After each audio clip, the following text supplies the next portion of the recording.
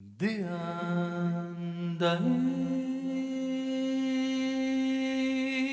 23 de febrero de 1950, a las 9 de la mañana, se inauguraba la Ciudad Olímpica en la ciudad de Guatemala por el entonces presidente Juan José Arévalo Bermejo.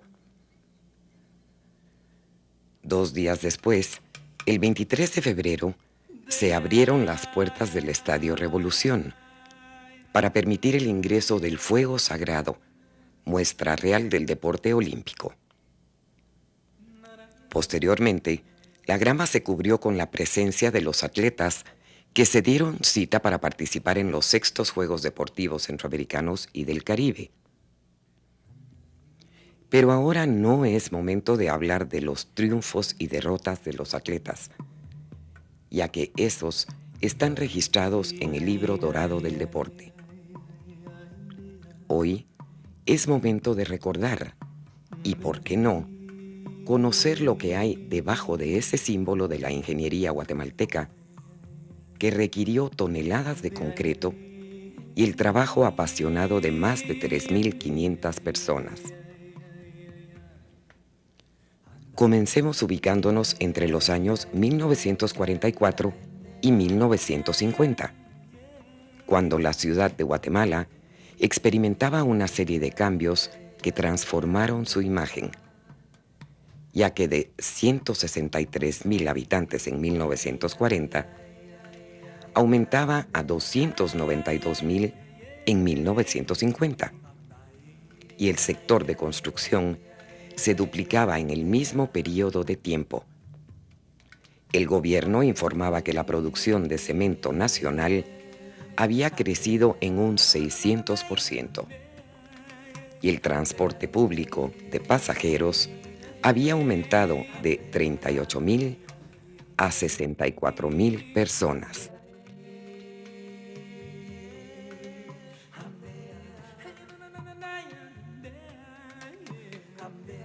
La ciudad de Guatemala, en los años 40, la primera década de los 40, va a ser una ciudad muy pequeña. Una ciudad prácticamente que era un cuadrado, que iba de la primera calle a la 17 y 18 calle y de la primera avenida a la 12 avenida en su nomenclatura actual.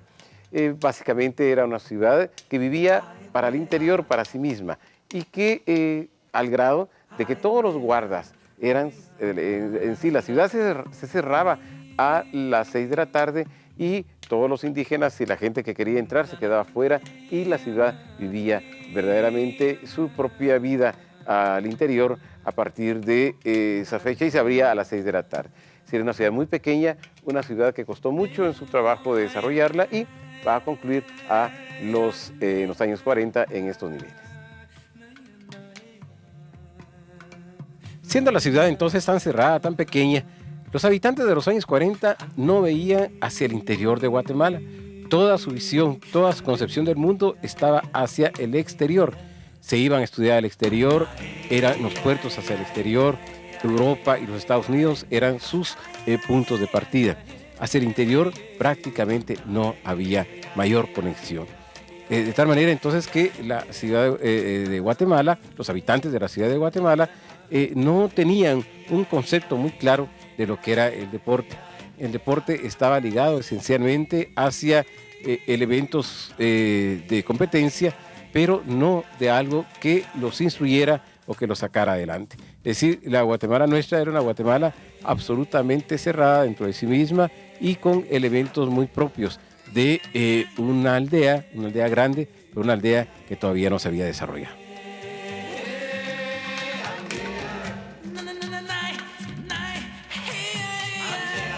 Ya con el 44 y a partir de las esperanzas que trajo la revolución del 44-45, en Guatemala empieza con una gran esperanza, con un gran futuro, a verse ya el deporte hacia una perspectiva nueva, hacia una perspectiva en donde se combinara los elementos de carácter puramente pedagógicos como los elementos de carácter eminentemente del deporte, pero ya no como una competencia, sino como un elemento que permitiese desarrollar al mismo tiempo el alma y el cuerpo.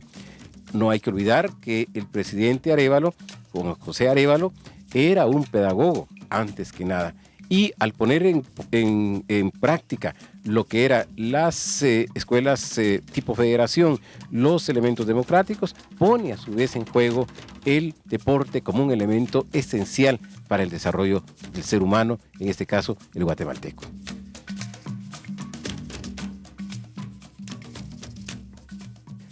Con la construcción, el inicio de la construcción y la culminación de la Ciudad Olímpica, con todas las maravillas que tenía, propias para los Juegos, va en un momento determinado a transformar la vida social de Guatemala. Ya no va a ser ese pequeño cuadrilátero que había y que platicamos, sino va a ser ya una visión, es una vía nueva hacia el futuro, hacia esa esperanza que había tenido el guatemalteco desde los inicios del 44-54. Y la Ciudad Olímpica va a estar metida o inmersa dentro de lo que va a ser las grandes transformaciones sociales y culturales de Guatemala. Junto con la Orquesta Sinfónica, con el Ballet Guatemala, son los grandes logros del socialismo científico de Juan José Arévalo y va a significar la historia del futuro de nuestro país.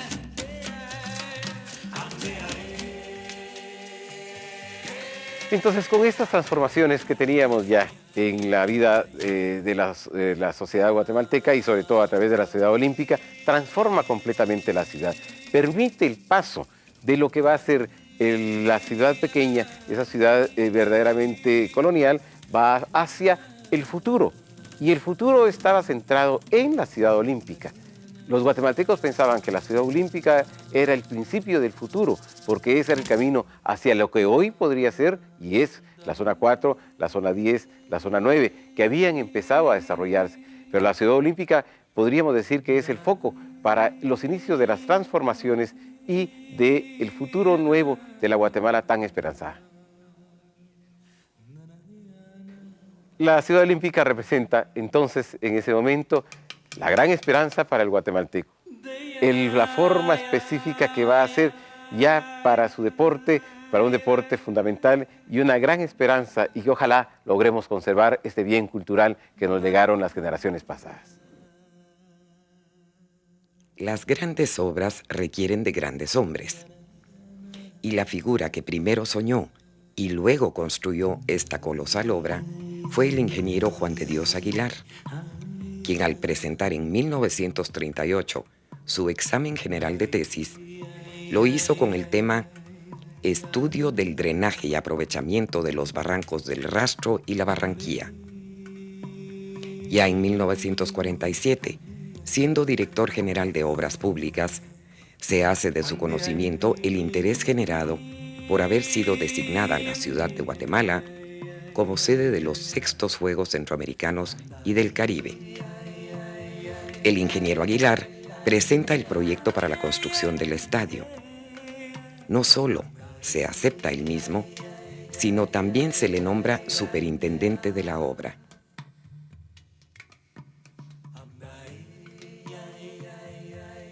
Esta da inicio el 20 de agosto de 1947. La ciudad se transformaría con este proyecto, destacando en el aspecto ambiental la construcción del colector de aguas negras que nace en la 7ª Avenida y finaliza después de la 12ª Avenida. Para darnos cuenta de la dimensión de esa obra, podemos señalar que tiene 850 metros de largo, 3 metros de ancho por 3.60 metros de alto, y su paso subterráneo atraviesa lo que hoy en día es el Estadio Mateo Flores. Durante la construcción del mismo, se designaron días especiales de visita para que el pueblo pudiera admirar esta obra antes que quedara cubierta por tierra y concreto. Los días previos a su inauguración en 1948, era normal la visita de autoridades que recorrían todo el trayecto del colector en automóviles. La visión del ingeniero Juan de Dios Aguilar lo llevó a planificar el proyecto de ampliación del conector que transportaría las aguas de los barrancos La Palmita, El Administrador, Colonia Abril y Matamoros recolectando las aguas negras actualmente derramadas a canal abierto en esos barrancos. El proyecto contemplaba la ampliación de la ciudad olímpica, hoy llamada Ciudad de los Deportes, con la construcción del diamante de béisbol, canchas de tenis y voleibol y un polígono de tiro. Ninguno de ellos ha sido construido. La tacita de plata brillaba como nunca con la incorporación de esta majestuosa obra, la cual también ejercía cambios en la cultura capitalina. La construcción de la ciudad olímpica viene a representar un hito en el urbanismo guatemalteco, pero más allá hay que verlo también en otros aspectos a veces insospechados como la cultura. Los cambios que trae en la cultura significan el paso de una cultura colonial a una cultura de masas, que se venía construyendo desde finales del siglo XIX y que con los medios de comunicación y los nuevos deportes como el ciclismo, el fútbol, el béisbol, vienen a formar una amalgama que cambia absolutamente la forma de entretención, la forma de diversión de los habitantes de la ciudad. La ciudad olímpica y el estadio en particular vienen a convertirse en un ícono de esas imágenes que reflejan la esencia de una ciudad, de un pueblo. Así como el Palacio Nacional lo es en la política, el estadio llegó a significar un símbolo para los habitantes de la ciudad capital. Y esos íconos son los que transforman también a los deportistas, así como en el cine y en la televisión existen las estrellas, en los deportes también comienza a tener esa clase de símbolos, esa clase de elementos. La construcción de la ciudad olímpica, por otra parte, representa un desplazamiento de la atención del público cuando antes, durante el gobierno viquista, se celebraban los deportes y los espectáculos, principalmente en el Hipódromo del Sur. Ahora se traslada ese centro de atención a la ciudad olímpica, un lugar mucho más accesible, un lugar a donde pueden llegar a pie los espectadores, y que es un fenómeno que todavía se repite, que todavía se sigue viendo en la actualidad cuando los grupos van con sus banderas y sus cánticos hacia el estadio.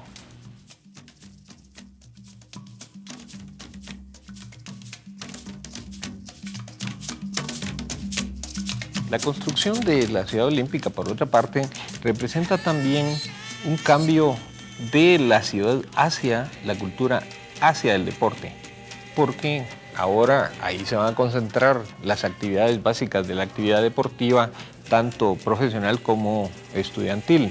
Y esto es significativo porque en el tiempo de Ubico no hubo un fomento del deporte como lo hubo con la Revolución, que se volcó a apoyar a la actividad deportiva.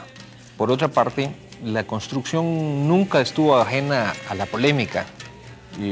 Los problemas políticos en aquella ocasión eran también en uno de esos casos que se llaman ingobernabilidad y que representaban una oposición bastante activa a las actividades del gobierno. Y la construcción del estadio fue vista por unos como un despilfarro, mientras que para otros los seguidores del gobierno y de la revolución lo vieron como un gran apoyo para el fomento del deporte y para el fomento a la educación.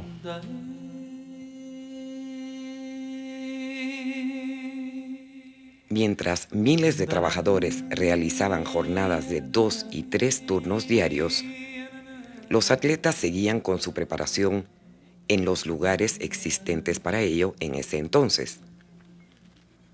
Un testigo que estuvo en la inauguración del Estadio Revolución comenta la preparación de los atletas y los efectos que esta obra generó en el deporte nacional. El comité organizador de los sextos Juegos Deportivos Centroamericanos y del Caribe hizo un trabajo excelente a la par del Comité Olímpico Guatemalteco, que en aquel tiempo se llamaba Comité Nacional Olímpico. La primera medida que adoptaron, y por cierto muy acertada, fue traer un buen número de entrenadores extranjeros altamente calificados. Entre ellos, Pat Shaw, entrenador de boxeo y lucha, William Miller, entrenador de básquetbol, Clyde Swenson, entrenador de natación, clavados y polo acuático, Raymond Pran, entrenador de esgrima, etc.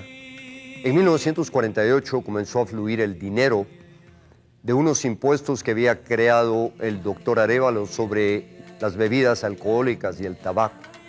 Recibimos realmente una cantidad inusitada de dinero si se toma en consideración el monto del presupuesto de Guatemala en aquel tiempo. El primer presupuesto del doctor Arévalo fue de 24 millones de quetzales y su último presupuesto 49 millones. Porcentualmente hablando, nunca ningún gobierno ha hecho un aporte de tal magnitud si se toma en consideración el monto del presupuesto nacional.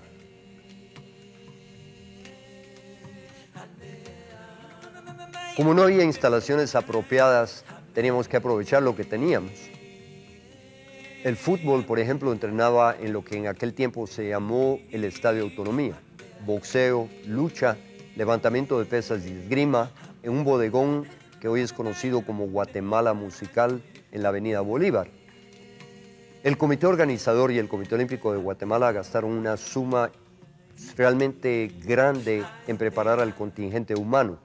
De hecho, se gastaron 3 millones de quetzales. Lucha y boxeo realizó una gira por el estado de California en donde nos enfrentamos a diferentes universidades y clubes privados, lo cual por supuesto produjo sus frutos cuando llegaron los Juegos en Guatemala.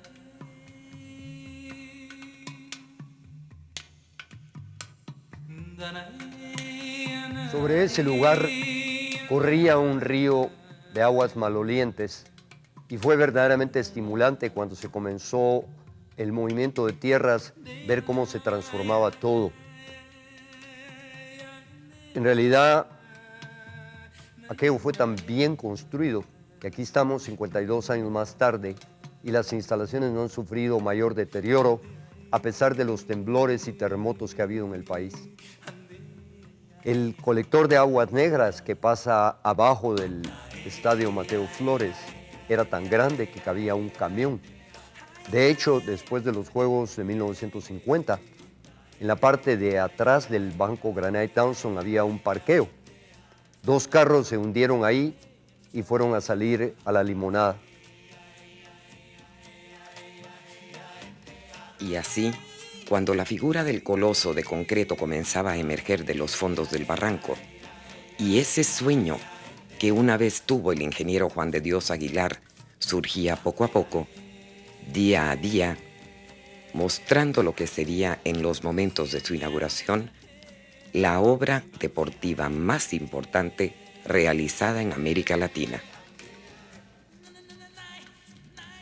Cuando vemos el proceso de construcción de la Ciudad Olímpica, entendemos lo que en esa época decía el historiador Fernando Juárez de Aragón, al referirse a la ubicación centralizada de la misma, que estaba al alcance de la gente pobre que podría concurrir al estadio por sus propios pies y sin mayor esfuerzo. La magnitud y la fuerza de esta obra es tal que hoy los jóvenes que quieren saber de ella solo tienen que acercarse al puente del ferrocarril o al puente olímpico para valorar lo que representa la Ciudad Olímpica, hoy conocida como la Ciudad de los Deportes, en nuestra ciudad de Guatemala.